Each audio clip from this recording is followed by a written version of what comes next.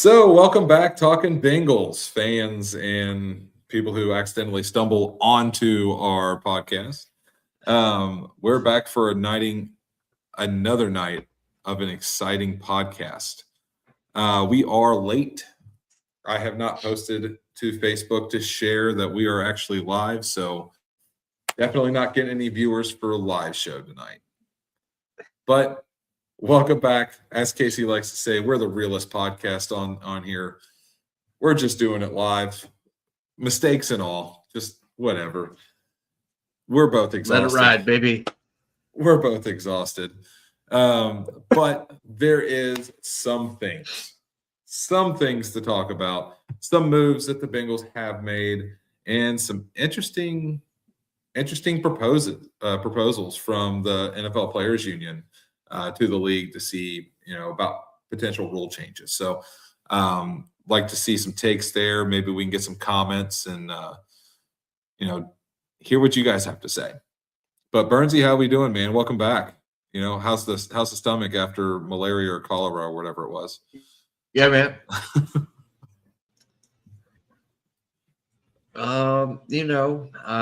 It's been definitely a challenge for sure. I feel a little bit better, feel a little rejuvenated, got some hydration going, some nice quality H2O, if you will. We don't do Gatorade in this house. Water sucks. Gatorade's better. How about you? I missed you.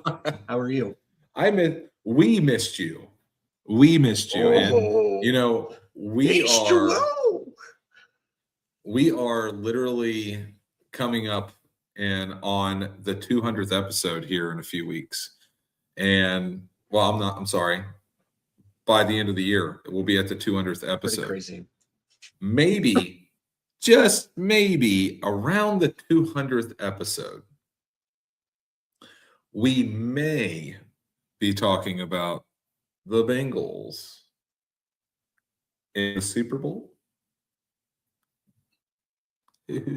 Maybe the Super Bowl. At least maybe the playoffs. At least. Anyways, as always, welcome what back. number are we on? What is this? 169? 169. Big ol' 169. And as the name of the episode indicates, Flacco has returned for a 1-year deal, a very lucrative deal for the team, and one that works out well for him as well because he gets to play football one more year. And God willing, he'll be a player coach. But worst case scenario, we at least got a great backup because as he proved last year, he can still throw the ball to somebody who knows how to catch a ball. But long story short, Zach, I know you haven't been on in a while. Catch up, talk about some things that you want to talk about. The Flacco signing, bring some stuff up. So, I'm excited that Flacco decided to come back because it just made sense. We let Browning go. We didn't tender him. There's not really a quarterback in this draft class.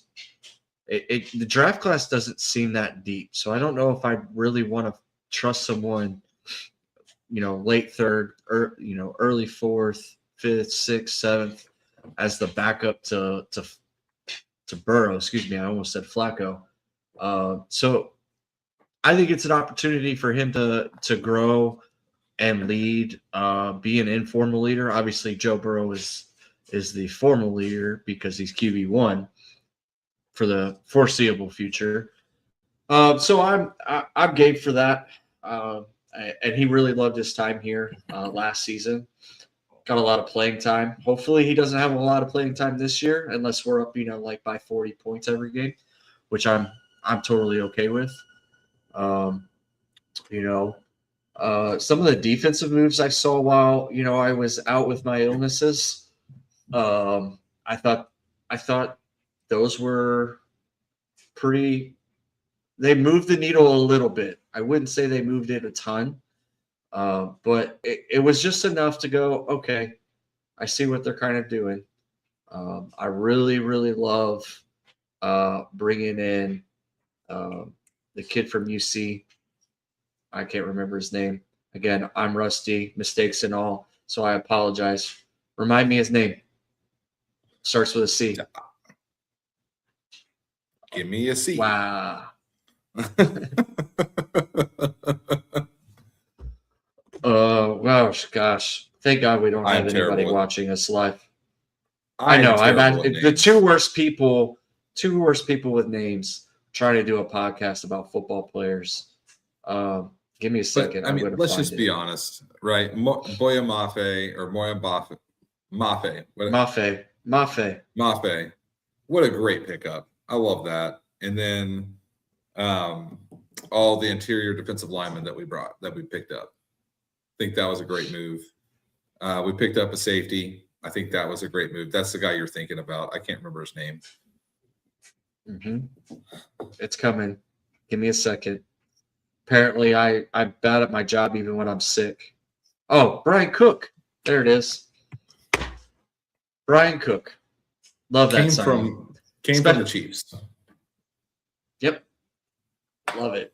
Especially since he's not playing for Kansas City anymore. I love it even more. I found it very interesting. I listened to Mo Egger's show and I listened to the Growler podcast a couple times. And I thought it was very interesting that in 4 years, the amount of missed tackles he's had with the Kansas City Chiefs is still too less than what Geno Stone gave us all of last season. So that shows you the upgrade. So that one really moves the needle for me. Mafe moves it a little more. I think he fits our scheme a little bit better. He was kind of more of a rotational player in Seattle. Risner, whatever you want to call him, however you want to say his last name. Dalton. Not the Red Rifle. Don't get him confused. No, Dalton's his first name. Really love that.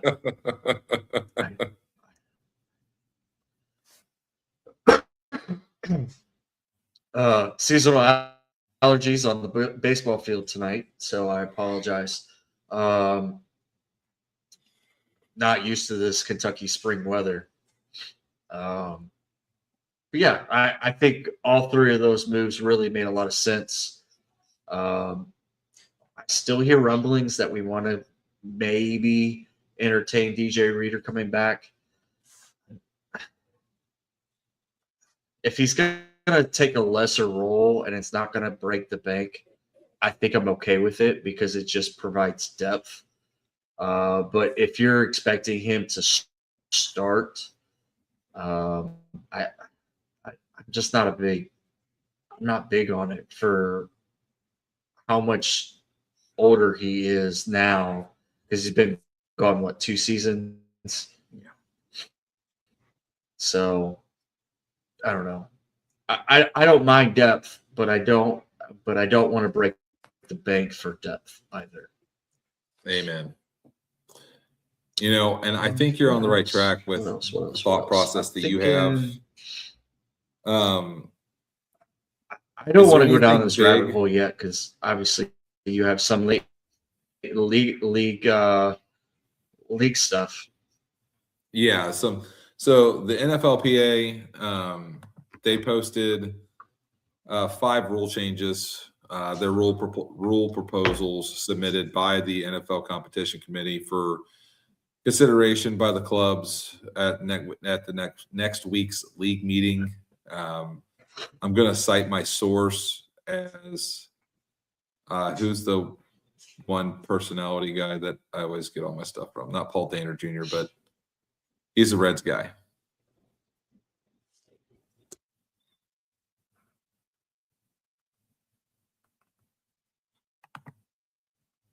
No, I can't remember his name. But anyways, it's not my stuff. I'm just bringing it up because I found it on the internet because, it's true if you find it on the internet. I don't know. So permit the kicking team to declare an onside kick at any time during the game. I'm gonna be honest with you. I hate the fact that you can't just kick an onside kick just randomly. I think taking that out of the game was kind of dull. So eliminating the kicking team's incentive to intentionally kick the ball out of bounds when kicking off from the 50-yard line. Agreed. That was a stupid rule to begin with. That should just be eliminated just because it's a stupid rule. Modify the kickoff alignment requirements for the receiving team in the setup zone. So are they saying that the kickoff receiving team on kickoffs, they should be set up in the setup zone? Like in the zone where the ball has to be kicked to? I don't know. That's just a question I have. I don't really get that proposal. Allow league personnel to consult with on-field officials when considering disqualifications for both flagrant football acts and non-football acts without being called on the field. I mean, I think that's smart. That's what I found your link. So I'm Oh, what was his name? Is it Morrison? Jay? I can't remember his name. Let's see. Jay.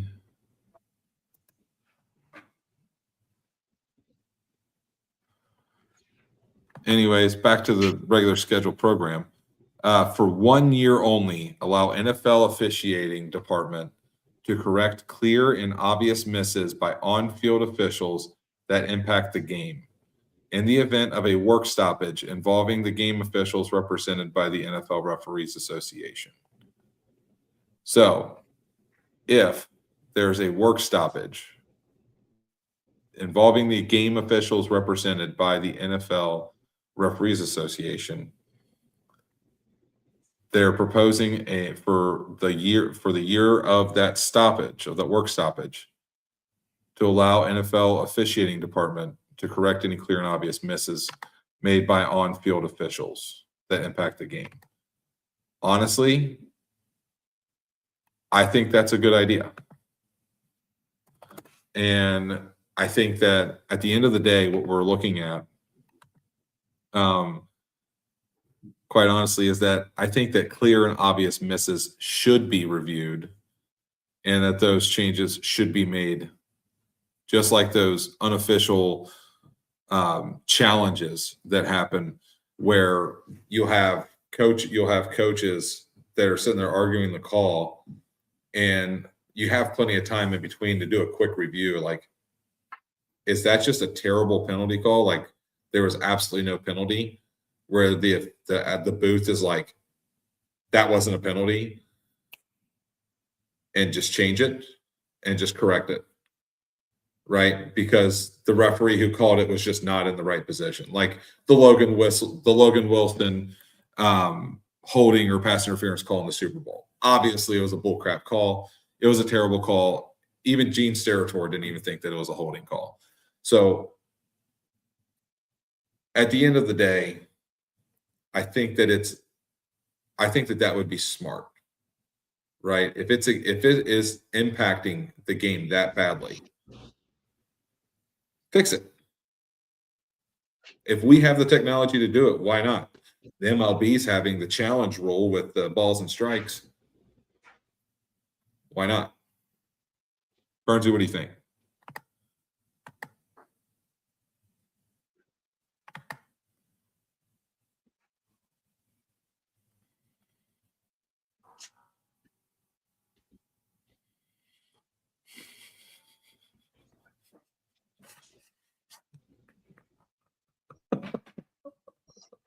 I can't hear a word you're saying.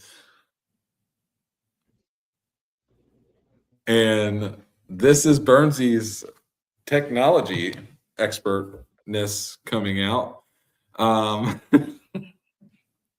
the joys of living on base. You can still hear me though, right? All right. So obviously, Burnsy's wearing Cincinnati Reds gear because opening day is quickly approaching. And in Cincinnati, we just so happen love opening day baseball. Opening day baseball is coming. Absolutely love it. Burnsy, let's see if we can hear what you have to say about opening day.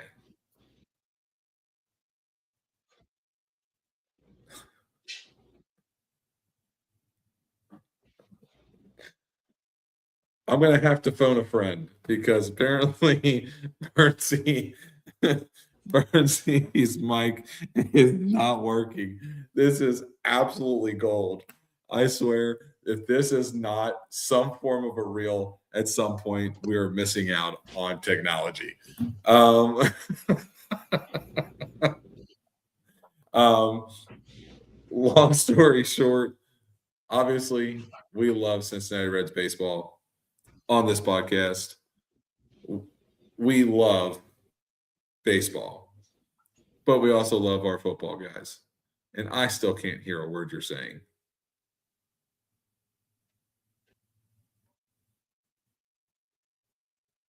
You may have to go into the settings and reconfigure your mic to your AirPods.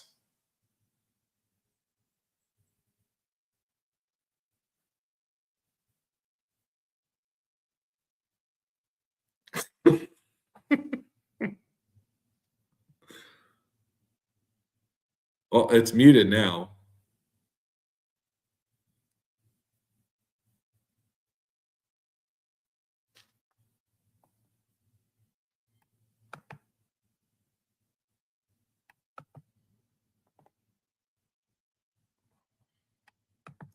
And I cannot unmute you because you chose to mute yourself. Long story short, guys, this week has been wow. What a wonderful week. But it's only Tuesday. There's plenty of things that are going on this week that we just don't know about that the Bengals are doing. And hopefully by this time next week, we will have even better news. Most likely, we're going to be talking about the draft coming up.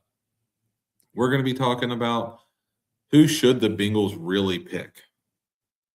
And we're going to be talking about how we really feel about the Bengals and their historical draft choices.